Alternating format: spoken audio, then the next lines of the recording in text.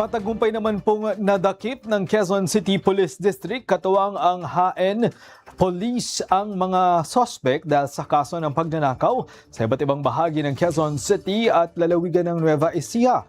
Si Jap Regala, una sa balita.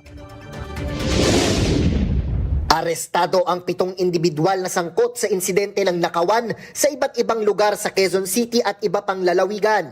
Ayon sa pulisya, alas 11 ng umaga nang makatanggap sila ng ulat na namataan ang isang sasakyan sa Barangay Lagro, Quezon City na ginamit umano sa iba't ibang serye ng pagnanakaw sa Quezon City, dahilan para agad rumisponde ang Quezon City Police.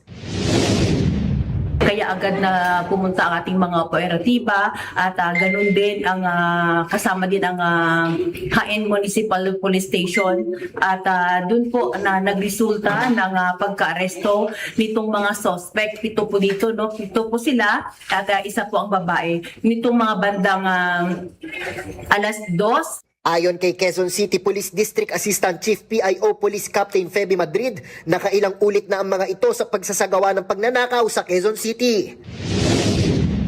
Itong mga grupo na ito na nagsagawa ng serye ng pagnanakaw o kaya robbery ay nangyari nitong January 2 at base nga din sa report, ang una po dito po sa may Shell, Katipunan, dito sa may Blue Ridge, mga bandang alas 2 ng 2:40 ng madaling araw at sumunod naman nito ay nitong Uni Oil sa Congressional Avenue din dito sa Quezon City na na-discover din na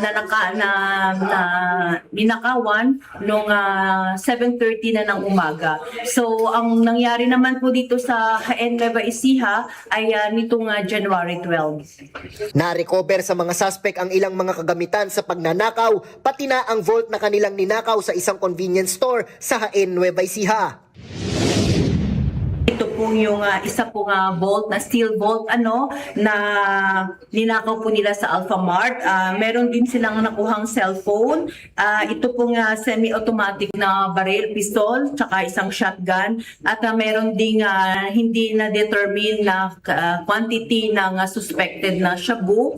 At may nakuha din ng 13,940 na cash in different denominations. At ganun din itong L300 van. Nasa kustodiya na ng pulisya ang mga suspect at mahaharap ang mga ito sa patong-patong na kaso.